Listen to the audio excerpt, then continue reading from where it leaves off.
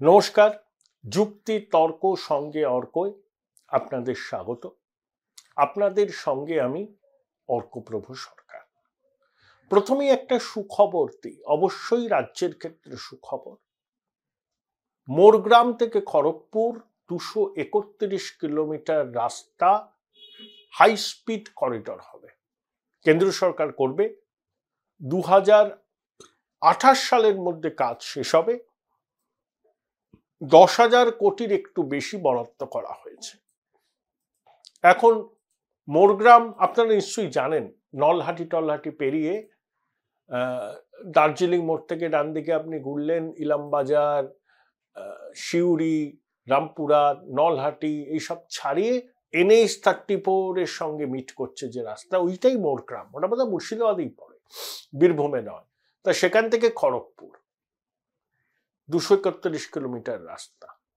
আগে আপনার ওখান থেকে মেদিনীপুরে আসতে গেলে দার্জিলিং মোড় থেকে সে রানীগঞ্জের ভিতর দিয়ে গড়বেতা হয়ে বিষ্ণুপুর দিয়ে ঢুকতে হতো মেদিনীপুর খড়গপুরে।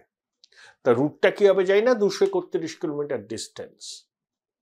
কলকাতা থেকে জামশেদপুর 296 কিলোমিটার, আর মোরগ্রাম থেকে Kharagpur 231 kilometre high speed corridor, অর্থাৎ যাতায়াতের সময় অনেকটা কমে যাবে। এখন অ্যাভারেজে 10 ঘন্টা তো লাগেই ওই রাস্তা পেরোতে। হেভি ট্রাফিক থাকে, ট্রাকের ভিড় থাকে, সেটা যদি 3-4 ঘন্টায় পেরোনো যায় তাহলে পণ্য চলাচল সুবিধা হবে। এবং খড়গপুরের সঙ্গে মোরগ্রাম যুক্ত হলে আপনি উড়িষ্যা, অন্ধ্রপ্রদেশের সঙ্গেও যাতায়াত সহজ হবে। আবার এদিক থেকে যারা আসবেন তারা ওইখানে পৌঁছে NH 34 দিয়ে নর্থ ইস্টের দিকে যেতে পারবেন। এটা যোগাযোগের ক্ষেত্রে অভূতপূর্ব উন্নতি হবে, কেন্দ্র সরকার করছে। পরিকাঠামো আমি প্রথমেই বলেছিলাম যে 2013 সালে সরকারি পরিসংখ্যান বলছে যে 18,66,000 কোটি আনুমানিক পরিকাঠামোর বিভিন্ন প্রকল্প দ্বিতীয় ইউপি এর শেষ দিকে বিভিন্ন বটলনেক্সে আটকে ছিল, সেটা মুক্ত হয়েছে। এখন আপনি মোদী সরকারের চরম বিরোধী হতে পারেন, কিন্তু একটা জিনিস তো মানবেন যে ইনফ্রাস্ট্রাকচার চোখে দেখছেন সেগুলো সারা দেশ জুড়ে হচ্ছে। উত্তর পূর্ব ভারতে পরিকাঠামোয় অভূতপূর্ব উন্নতি হয়েছে। ভারতমালা প্রকল্পে কত হাইওয়ে তৈরি হচ্ছে। অটল সেতু মুম্বাই নবী মুম্বাইকে যুক্ত করছে 21 কিলোমিটারের একটু বেশি। পণ্ডিতজির আমলে কনসিভ করা হয়েছিল। টেন্ডার ডাকা হলো 2016, 18 কাজ শুরু হলো, 20 সালে কোভিডের জন্য বন্ধ, 24 সালের 12 জানুয়ারি সেটা উদ্বোধন হলো। নবী মুম্বাই এয়ারপোর্ট হচ্ছে, নয়ডায় গৌতম বুদ্ধ ইন্টারন্যাশনাল এয়ারপোর্ট হচ্ছে, মুম্বাইতে 65,000 কোটি টাকা দিয়ে বন্দর নির্মাণ হচ্ছে, পরিকাঠামোর কাজ হচ্ছে। আর আমাদের এখানেও কিন্তু অমৃতসর কলকাতা ফ্রেট করিডোর হচ্ছে। আপনার এয়ারপোর্ট থেকে নিউ গড়িয়া মেট্রোর বরাদ্দ বেড়েছে, জোকা বিবিধিবাগ মেট্রোর বরাদ্দ বেড়েছে, কারণ ওই কাজগুলো অনেকটা হয়ে গেছে। আর যেগুলো খুব প্রাথমিক পর্যায়ে আছে সেখানেও বরাদ্দ বেড়েছে, কিন্তু সেই বরাদ্দ এই দুটো প্রকল্পের বরাদ্দের মতো নয়। পশ্চিমবঙ্গের জনসংখ্যা দেশের মোট জনসংখ্যার 7.5%। আর দেশে যে জিডিপি বলছি, মার্জনা করবেন, জিএসটি সংগ্রহ হয় সারা দেশ জুড়ে, তার 4.11% হচ্ছে পশ্চিমবঙ্গের কন্ট্রিবিউশন। ডাইরেক্ট ট্যাক্স বাবদ সারা দেশে যে সংগ্রহ হয় তার 3.5% কম হচ্ছে পশ্চিমবঙ্গের কন্ট্রিবিউশন। আর 15th ফিনান্স কমিশনের সুপারিশ অনুযায়ী ন্যাশনাল পুল থেকে করের ভাগ এবং গ্র্যান্ট ইন এড মিলিয়ে 8.5% পায় রাজ্য সরকার। জনসংখ্যায় পশ্চিমবঙ্গের জনসংখ্যা দেশের জনসংখ্যার 7.5%। মোট দেশের যা জিএসটি হয় সেখানে পশ্চিমবঙ্গের অবদান 4.11%। ডাইরেক্ট ট্যাক্স সারা ভারতবর্ষ থেকে যা সংগৃহীত হয় তাতে পশ্চিমবঙ্গের কন্ট্রিবিউশন 3.5% কম, কিন্তু কেন্দ্র করের ভাগ এন্ড গ্র্যান্ট ইন এইড মিলিয়ে 8.5%। এরপরেও বঞ্চনা। একটা খবর আপনারা নিশ্চয়ই জানেন, এই যে 31শে জুলাই ইনকাম ট্যাক্স জমা দেওয়ার সময়সীমা শেষ হয়েছে। 7.5% ট্যাক্স পেয়ারের সংখ্যা বেড়েছে। করযোগ্য মানুষ কর দিয়েছেন। এখন এই যে কেন্দ্রীয় বঞ্চনা রেকর্ডটা বাজিয়ে যাচ্ছেন, হ্যাঁ, 2021 সালে বিধানসভা নির্বাচনের পর আপনি আবাস যোজনার টাকা, 100 দিনের কাজের টাকা পাননি।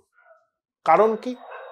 কারণ হচ্ছে অভিযোগ উঠেছিল র্যাম্প্যান্ট করাপশন, ভুয়ো জব কার্ডের 1 কোটিরও বেশি, আধার কার্ডের সঙ্গে সংযুক্তির পরেই সেই 1 কোটি জব কার্ড রাতারাতি উধাও হয়ে গেল। সেই 1 কোটি জব কার্ড দিয়ে এতগুলো বছর যে টাকাগুলো তোলা হয়েছে সেই টাকার হিসাব কে দেবে?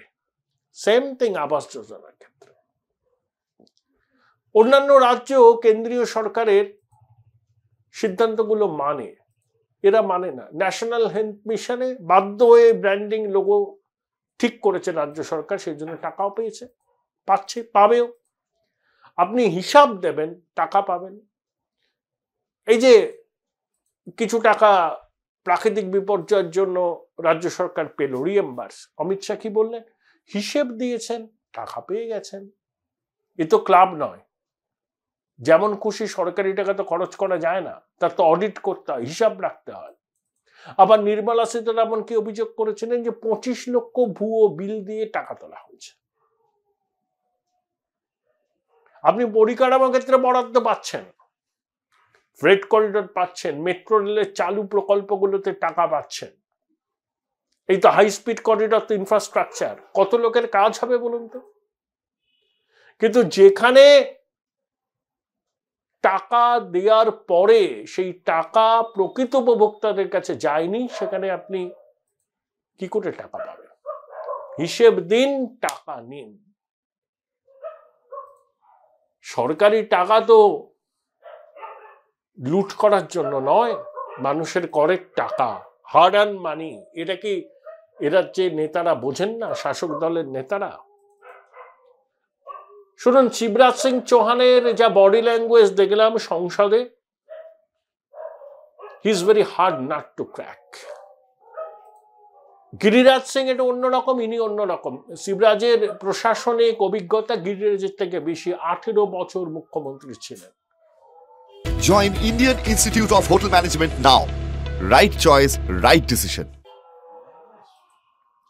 18 বছর মুখ্যমন্ত্রী ছিলেন। তিনিও বলেছেন যে এক খাতের টাকা অন্য খাতে খরচ করা হচ্ছে। এরকম হলে কি টাকা পাওয়া যায়?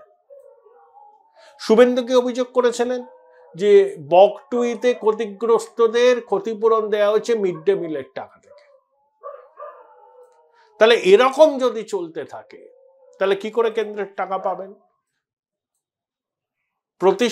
প্রতিষ্ঠিত মিষ্টান্ন ব্যবসায়ীর কাছ থেকে মিষ্টির প্যাকেট নিয়ে গিরিরাজ সিং এর কাছে গিয়েছিলেন প্রদীপ মজুমদার, পঞ্চায়েত মন্ত্রী। হয়েছে কিছু? হয়নি।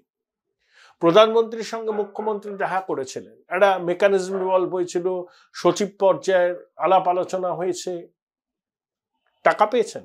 পাননি। শিবরাজ সিং কাছে গেলেন, হয় মিষ্টি নিয়ে গেলেন, ফাইল নিয়ে গেলেন, কনভিন্স করাতে হবে এবং যে টাকাগুলো লুট হয়েছে সেগুলো উদ্ধার করতে হবে এবং যারা এই দুর্নীতির সঙ্গে যুক্ত তাদেরকে শাস্তি দিতে হবে। এখানকার প্রবণতা কি বলুন তো? দুর্নীতিগ্রস্তদের বাঁচাবে, আর তদন্তকারী সংস্থা তদন্ত করতে গেলে সুপ্রিম কোর্টে গিয়ে বড় বড় আইনজীবী বলে রক্ষা কবচ চাই, রক্ষা কবচ চাই, স্টে চাই, স্টে চাই। আইনজীবীদের পিছনে কত টাকা ব্যয় করেছেন এনারা, অ্যাস্ট্রোনমিক্যাল অ্যামাউন্ট। তো এই তো সার্বিক পরিস্থিতি। আজকে যে হাই স্পিড করিডোর হচ্ছে, রাজ্যের ভালো হবে না? কি বলেন শাসক দলের বন্ধুরা? 10,000 কোটি টাকার বেশি বিনিয়োগ হবে। ইঞ্জিনিয়াররা কাজ পাবেন, যারা র মেটেরিয়াল সাপ্লাই করবেন তারা কাজ পাবেন, প্রত্যক্ষ পরোক্ষ অনেক কর্মসংস্থান হবে, কর্মযোগ্য হবে। একটু ভাবুন ভাবুন, একটু ভাবা প্র্যাকটিস করুন। সবকিছুতে কেন্দ্রের বঞ্চনার ভূত যদি দেখেন, আর সবকিছুতে ভোটের রাজনীতি, সবসময় ভোটের অঙ্ক করছেন। 11 কোটি বঙ্গবাসী উন্নয়ন, ওটা চাঁদছড়াগড়ের মনসা পুজো করার মতো, ওগুলো বলতে হয় রিটরিক, আমি বাংলার স্বার্থে লড়াই করি।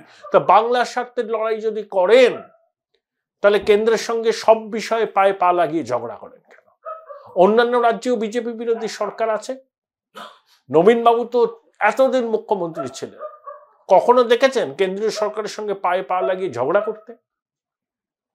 রাজনীতি করেছেন, লড়াই হয়েছে, তিনি জিতেছেন, কখনো সেটব্যাক হয়েছে, কিন্তু কখনো কেন্দ্রীয় সরকারের সঙ্গে পায়ে পা লাগিয়ে ঝগড়া করেননি। সেটা আমরা দীর্ঘদিন ধরে করেছি। বাম জামানা থেকেই শুনছি কেন্দ্রীয় বঞ্চনা, কেন্দ্রীয় বঞ্চনা, কেন্দ্রীয় দেয় না, ভাতে মারতে চায়। এখানেও সেই সুরটা আরো উগ্র হয়েছে। কেন্দ্রীয় বঞ্চনা ছিল, মাসুল সমীকরণ নীতি তার অন্যতম প্রধান দৃষ্টান্ত। কেন ডক্টর বিধানচন্দ্র রায় পণ্ডিতজির এই সিদ্ধান্তের বিরুদ্ধে সরব হননি আমি জানি না, কিন্তু আমরা তো সহযোগিতামূলক যুক্তরাষ্ট্রীয় কাঠামোয় বিশ্বাস করি। কিন্তু আমাদের দুর্ভাগ্য, আমাদের রাজ্য সরকার সব বিষয়ে কেন্দ্রের সঙ্গে পায়ে পা লাগিয়ে ঝগড়া করে। আপনি যদি কেন্দ্রের সঙ্গে ঝগড়া করেন, কেন্দ্র আপনার উপরহস্ত হবে কেন? তা সত্ত্বেও আমরা একটা পরিকাঠামোর ভালো প্রকল্প পেয়েছি। যদি আমরা একটা সহযোগিতামূলক সম্পর্ক রাখি না দেশের সরকারের সঙ্গে, তাহলে পরিকাঠামোর প্রকল্পে আরো বিনিয়োগ হবে, শিল্প স্থাপনে কেন্দ্রের সহায়তা পাবো। রাজনীতি থাকুক না রাজনীতির জায়গা, নির্বাচনের সময় করবেন রাজনীতি। মাননীয়ার হাসি মুখের ছবি শেষ কবে দেখেছেন? কলকারখানার উদ্বোধন করতে গেছেন, উনি নিজেও মনে করতে পারবেন না। আমাদের কথা ছেড়ে দিন। বিজিবিএস এর নামে যে প্রহসনটা হয়, কি ফলাফল বেরোলো বিজিবিএস থেকে? 7ম সংস্করণের পর কত টাকার বিনিয়োগ বাস্তবায়িত হলো, কত প্রত্যক্ষ পরোক্ষ কর্মসংস্থান হলো, এগুলো জানার অধিকার বঙ্গবাসীর আছে। এখানেই তো জন্মেছি, এখানেই তো মরবো।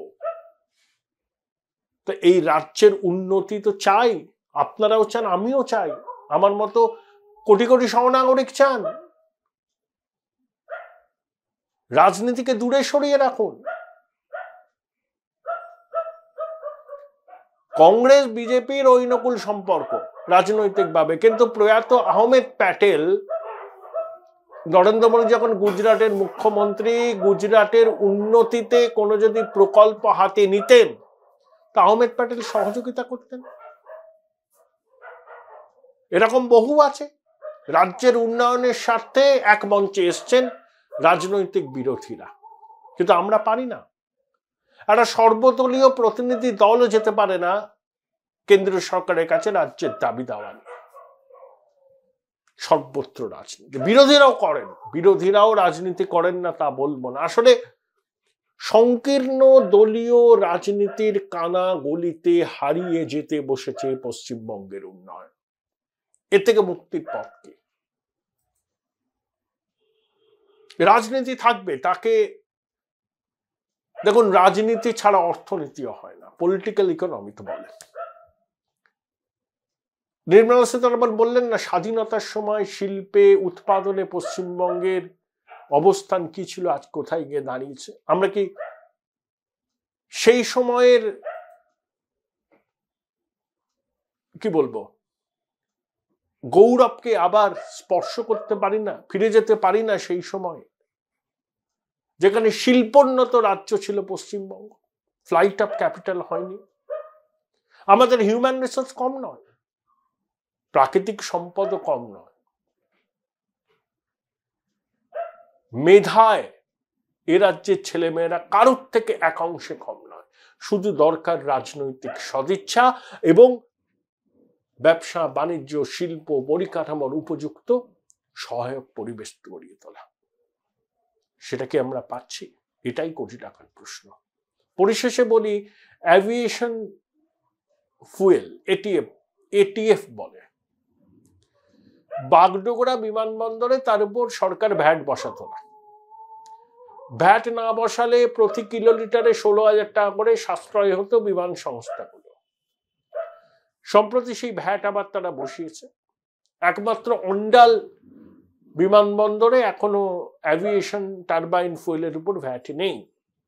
তাহলে বাগডোগরায় যেই এটিএফ এর উপর ভ্যাট বসলো, তাহলে বিমানের ফুয়েলিং করার খরচ বেড়ে গেল।